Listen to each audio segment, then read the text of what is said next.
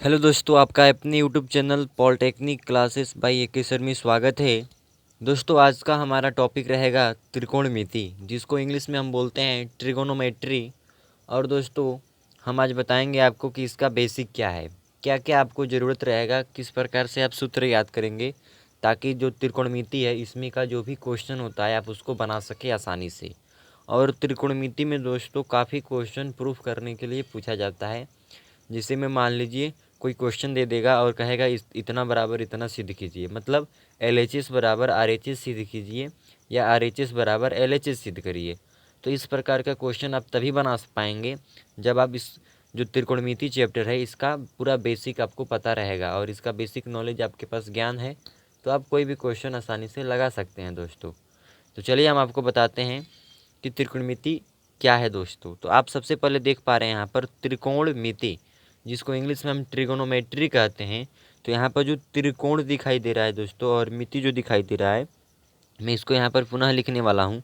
और आप देखेंगे दोस्तों कि जो त्रिकोणमिति है,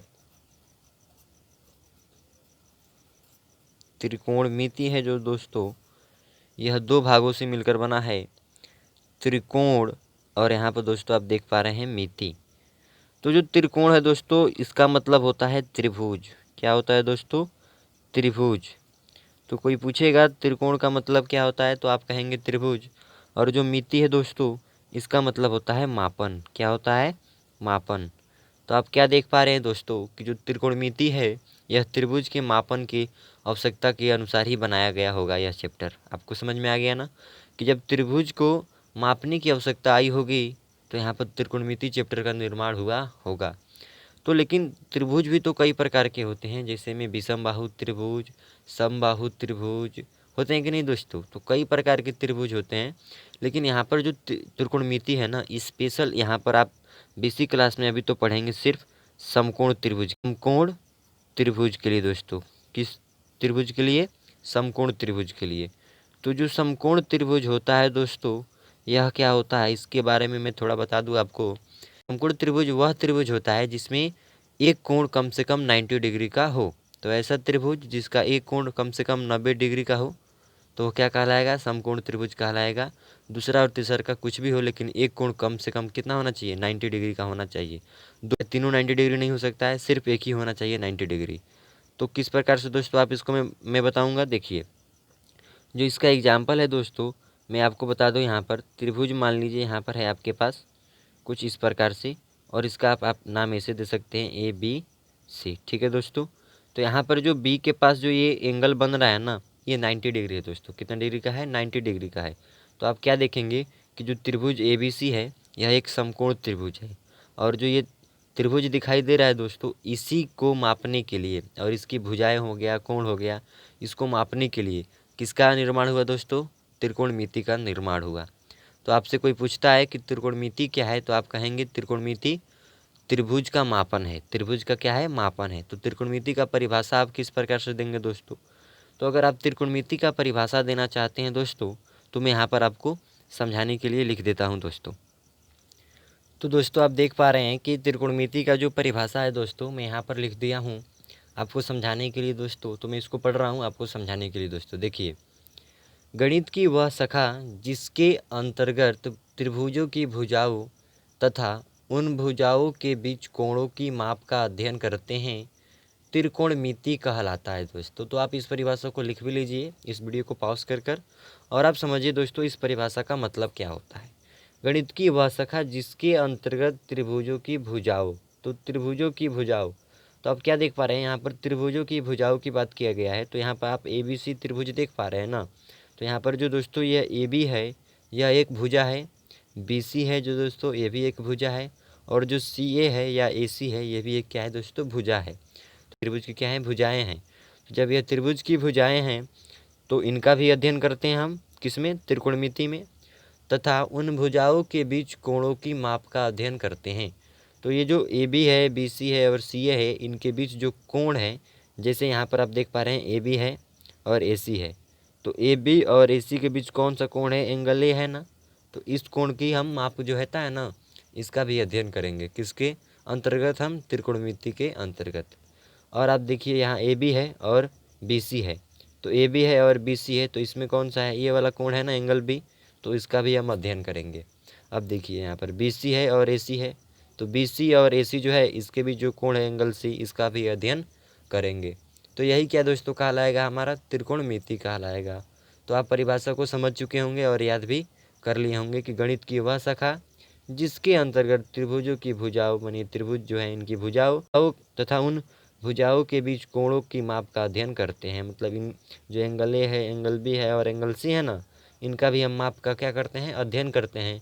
तो हम बोलेंगे कि गणित की वह शाखा क्या कहलाएगा, त्रिकोणमिति कहलाएगा। दोस्तों आपको इतना बातें समझ में आ गया होगा। और समकोण त्रिभुज क्या होता है दोस्तों, ऐसा त्रिभुज जिसमें का एक कोण क्या हो, 90 डिग्री हो, तो वह क्या कहलाएगा, त्रिभुज, समकोण त्रिभुज कहलाएगा। अब आइए दोस्तों, समकोण त्रिभुज में कुछ बातें हैं जिसको आपको जानना बहुत ही ज़रूरी है दोस्तों। तो यहाँ पर मान लीजिए मैं एक एंगल बना रहा हूँ दोस्तों 90 डिग्री का, और इस हम एंगल के सहायता एक त्रिभुज बना लेते हैं। अब मैं इसका नाम देता हूँ दोस्तों पी क्यू आर। तो आप क्या देख पा रहे हैं दोस्तों, पी क्यू आर एक त्रिभुज का नाम है। तो यहाँ पर है दोस्तों, ये देखिए ये वाला त्रिभुज का चिन्ह है, और इस त्रिभुज का जो चिन्ह दिखाई दे रहा है इसमें मैं लिख सकता हूँ त्रिभुज पी क्यू आर। यहाँ पर आप क्या देख पा रहे हैं, क्यू बीच में है, मतलब क्यू की जगह पर 90 डिग्री बन रहा है। और आप क्या बोलेंगे, एंगल की क्यू जो है यहाँ पर 90 डिग्री का कोण है दोस्तों, है ना। आप क्या बोलेंगे दोस्तों, क्यू समकोण है, क्यू क्या है, समकोण है, समकोण का मतलब यहाँ 90 डिग्री है। तो जब आप पी क्यू आर देख पा रहे हैं तो ये समकोण त्रिभुज है, क्योंकि यहाँ पर क्यू पर क्या है, एक कोण क्या है दोस्तों, 90 डिग्री है। ठीक है। अब आप याद रखिएगा, जहाँ पर 90 डिग्री का एंगल होता है, जहाँ पर 90 डिग्री का एंगल होता है, उसके सामने वाले की भुजा को, यहाँ पर 90 डिग्री बना है ना, तो इसके सामने वाली भुजा को दोस्तों कर्ण कहते हैं। क्या कहते हैं दोस्तों, कर्ण कहते हैं। तो कर्ण हमेशा परफेक्ट होता है, कर्ण कभी बदलता नहीं है।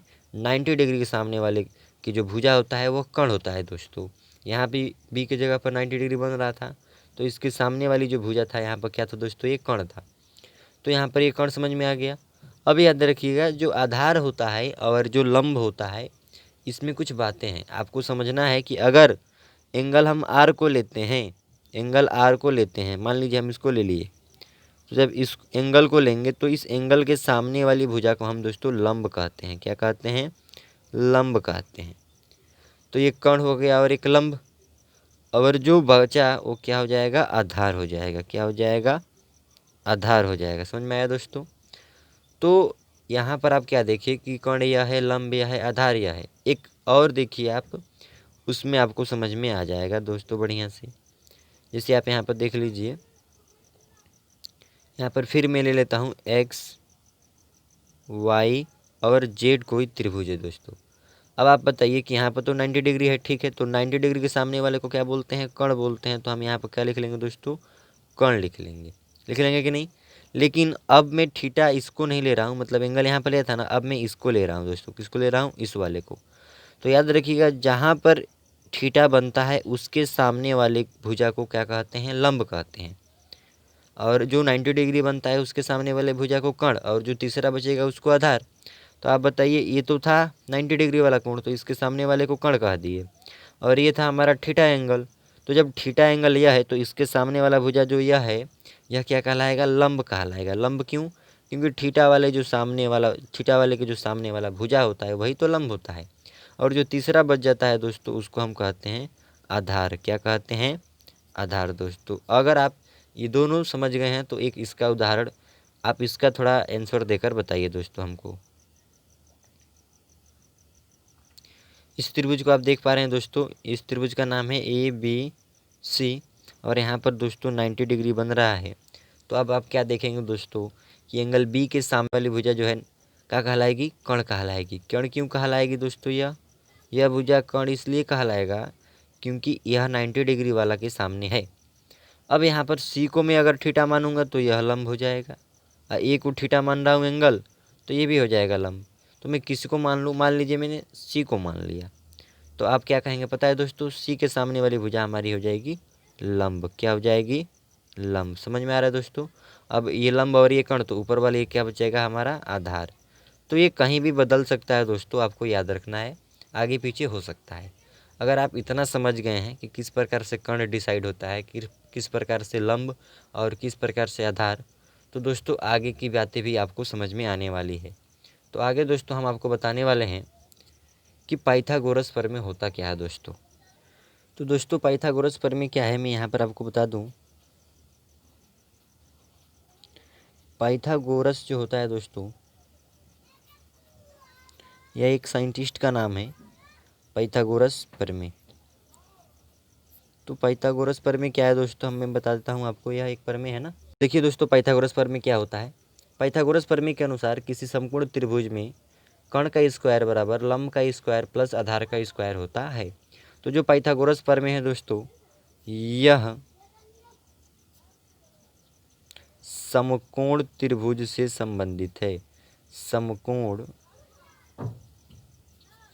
त्रिभुज से संबंधित है दोस्तों। समझ में आया आपको। किस त्रिभुज से संबंधित है, समकोण त्रिभुज से। मतलब आप कहीं भी इसको नहीं लगाएंगे, आप समकोण त्रिभुज में इस नियम को लगाएंगे। तो मान लीजिए मैं यहाँ पर एक समकोण त्रिभुज पुनः बना लेता हूँ, पी क्यू आर, और यहाँ पर क्यू पर दोस्तों 90 डिग्री है, और इस वाले को मैं एंगल मान रहा हूँ। तो ये वाला क्या हो जाएगा दोस्तों, हमारा लंब, और इस वाले के सामने वाले को बोलते हैं कर्ण, और जो बचा हुआ दोस्तों क्या होता है, आधार होता है। तो पाइथागोरस प्रमेय क्या बोलता है कि किसी भी त्रिभुज में, लेकिन वो त्रिभुज कैसा होना चाहिए, समकोण। तो किसी भी समकोण त्रिभुज में जो ये कर्ण होता है ना दोस्तों, इस कर्ण का अगर हम वर्ग कर दें, माने कर्ण का क्या कर दें, स्क्वायर कर दें, तो यह बराबर होता है लंब का स्क्वायर करने का, लंब का स्क्वायर करने का हो गया, प्लस आधार का स्क्वायर करने का। तो इन दोनों का स्क्वायर कर कर अगर हम जोड़ देते हैं दोस्तों, मतलब वर्ग कर कर, तो यह क्या निकल जाएगा, कर्ण का स्क्वायर निकल जाएगा। लेकिन दोस्तों फिर बात आता है कि अगर मैं कर्ण को सिर्फ स्क्वायर के पद में ना लिखूँ, सिर्फ मैं कर्ण लिखूँ, मतलब ये स्क्वायर हटा दूँ, तो यहाँ पर अंडर रूट का साइन आ जाता है दोस्तों, और ये अंडर रूट के अंदर लिख दिया जाता है लंब का स्क्वायर प्लस आधार का स्क्वायर। समझ में आ रहा है दोस्तों आपको। यस। तो आपको समझना है कि अगर कर्ण का स्क्वायर पूछेगा तो इस प्रकार से सूत्र लगाएंगे, और सिर्फ कर्ण पूछेगा तो इस प्रकार से सूत्र लगाएंगे। और यह दोनों जो सूत्र है पाइथागोरस प्रमेय, पाइथागोरस जी ने दिया था, तो इसीलिए वो पाइथागोरस प्रमेय के अनुसार इसको पढ़ते हैं दोस्तों। समझ में आ रहा है ना। तो आप यहाँ पर देख पा रहे हैं कि इनका किस प्रकार से इस सूत्र में रूपांतरण हो रहा है। अब यहीं से दोस्तों अगर हम कर्ण का स्क्वायर निकाल चुके हैं, तो हम यहाँ पर लंब का भी स्क्वायर निकाल सकते हैं। तो देखिए दोस्तों, अगर लंब का स्क्वायर निकालना चाहेंगे आप, तो लंब का स्क्वायर दोस्तों होता है कर्ण का स्क्वायर माइनस आधार का स्क्वायर। समझ में आ रहा है दोस्तों, कर्ण का स्क्वायर माइनस आधार का स्क्वायर। और ठीक इसी प्रकार अगर लंब का स्क्वायर आप नहीं लिखना चाहते हैं, सिर्फ लंब लिखना चाहते हैं, तो आपको इस स्क्वायर के बदले यहाँ पर क्या लगाना पड़ेगा, फिर एक अंडर रूट का साइन लगाना पड़ेगा, और इसके अंदर क्या लिखना पड़ेगा हमको, कर्ण का स्क्वायर माइनस आधार का स्क्वायर। दोस्तों समझ में आया आपको। तो आपने एक सूत्र नोट कर लिया कर्ण का स्क्वायर वाला, और दूसरा आपने नोट कर लिया लंब का स्क्वायर वाला, या आप कर्ण कह सकते हो सिर्फ, या लंब कह सकते हो।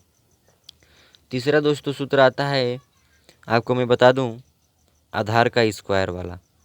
तो आधार का स्क्वायर वाला दोस्तों क्या होता है, देखिए जब हम आधार का स्क्वायर करते हैं ना, तो ये भी हो जाता है कर्ण का स्क्वायर और माइनस लंब का स्क्वायर। दोस्तों आप क्या देख पा रहे हैं कि एक में प्लस आ रहा है और दोनों में क्या आ रहा है, माइनस आ रहा है। दोस्तों क्या आ रहा है, माइनस आ रहा है, लेकिन पहले इसमें भी कर्ण आ रहा है, क्या आ रहा है, कर्ण आ रहा है। तो यहाँ पर हम क्या करेंगे, यह सूत्र को समझ लेंगे, और जो आधार का स्क्वायर है, अगर मैं इस पर स्क्वायर हटाना चाहता हूँ, तो मैं क्या करूँगा, सिर्फ आधार लिख दूंगा, और जब इसका स्क्वायर हटाऊंगा तो इस पर भी क्या लगा लूँगा दोस्तों, अंडर रूट का चिन्ह लगा लूँगा मैं दोस्तों। ठीक है, तो ये भी क्या हो जाएगा, कर्ण का स्क्वायर माइनस लंब का स्क्वायर। समझ में आया दोस्तों आपको। तो आपको कर्ण का स्क्वायर माइनस लंब का स्क्वायर भी समझ में आ गया। तो ये जितना आप सूत्र देखे हैं दोस्तों, इस वाले और इस वाले, तो इसका बहुत ही ज़्यादा उपयोग है दोस्तों। तो अगर आपको अंडर रूट वाली वैल्यू निकालने नहीं आता है, तो आपको निकालना सीखना पड़ेगा, तभी आपको कुछ क्वेश्चन समझ में आएगा दोस्तों। ठीक है, तो आइए मैं आपको बताता हूँ कि अंडर रूट जो होता है, इसके अंदर वाला जो वैल्यू होता है उसको कैसे निकालते हैं।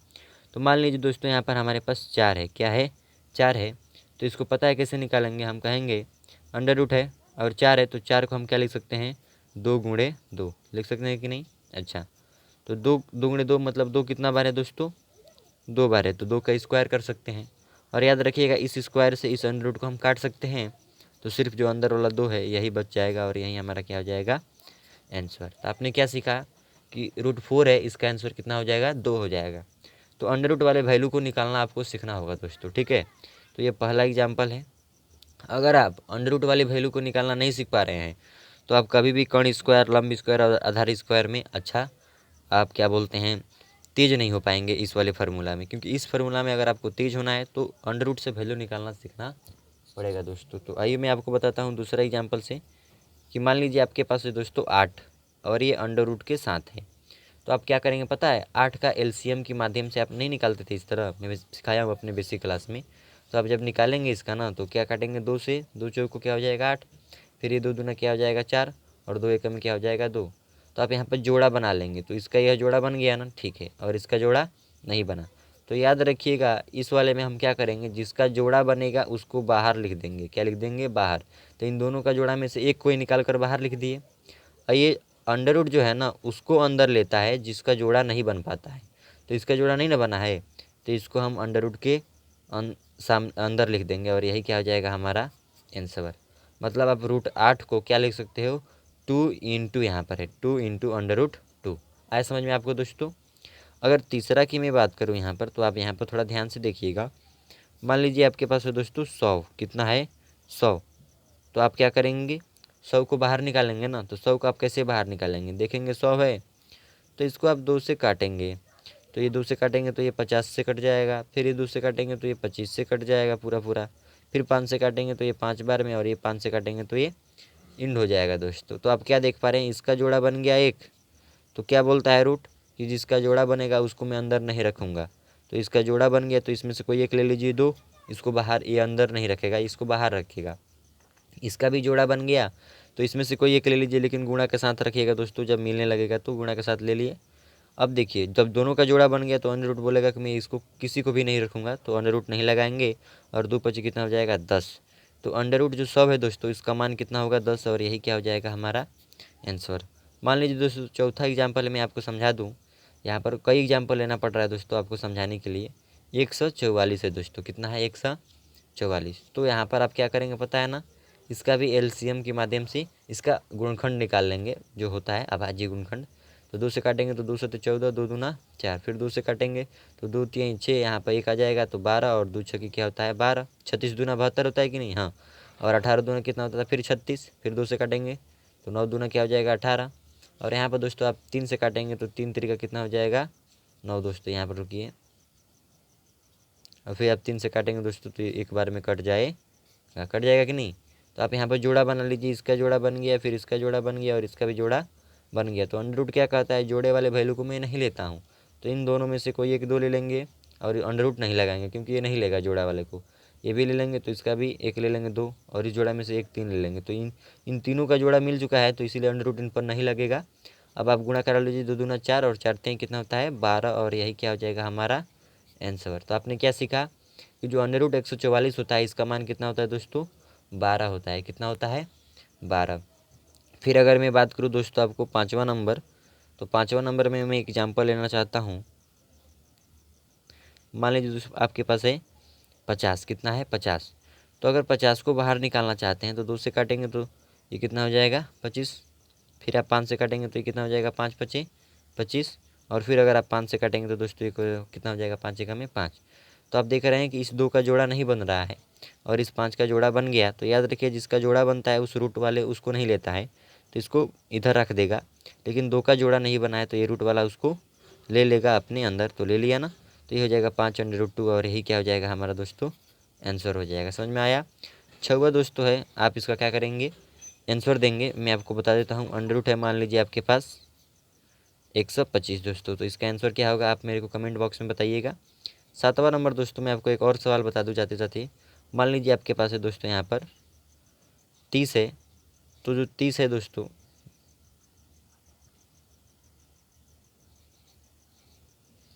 इसका आंसर क्या होगा। तो 30 का आप निकाल लेंगे दोस्तों अभाज्य गुणनखंड। तो आप क्या देखेंगे दोस्तों 30 का अभाज्य गुणनखंड में आप देखेंगे कि 2 से काटेंगे तो ये दोस्तों 15 हो जाएगा, 3 से काटेंगे तो ये हमारा क्या बोलते हैं 5 हो जाएगा, और 5 से काटेंगे तो 5 एक हमें 5 आ जाएगा। तो आप क्या देखिए 130 में कोई जोड़ा मिल रहा है, नहीं मिल रहा है ना, 2 का भी जोड़ा नहीं मिल रहा है, नहीं 3 का मिल रहा है और नहीं 5 का। तो आप कहेंगे सर इनका तो गुणा होगा 2 गुणे 3 गुणे 5, लेकिन जोड़ा नहीं मिल रहा तो फिर ये रूटे में रह जाएंगे, तो फिर गुणा कराएंगे तो 30 ही आ जाएगा, 2 3 6 और 6 5 30। तो मतलब 130 को हम बाहर नहीं निकाल सकते हैं दोस्तों, और यही क्या हो जाएगा हमारा आंसर हो जाएगा। तो याद रखिएगा जिसका जोड़ा ना मिले उसका आंसर खुद वही रहेगा, और जिसका मिल जाएगा उसको हम इस प्रकार से निकाल लेंगे दोस्तों। तो अगर आप इस वीडियो से बहुत कुछ सीखे हो दोस्तों, तो आप कृपया इस वीडियो को लाइक करिए और अपने दोस्तों के साथ शेयर करिए। अभी ये त्रिकोणमिति का दोस्तों फर्स्ट लेक्चर है, बहुत बेसिक बातें हैं। मैं अपने नेक्स्ट वीडियो में इस प्रमेय पर आधारित कुछ क्वेश्चन कराऊंगा, और त्रिकोणमिति का सूत्र जो होता है दोस्तों उसका ट्रिक बताऊंगा कि किस प्रकार से याद किया जाता है। फिलहाल अभी के लिए इतना ही दोस्तों, मिलते हैं आपसे नेक्स्ट वीडियो में।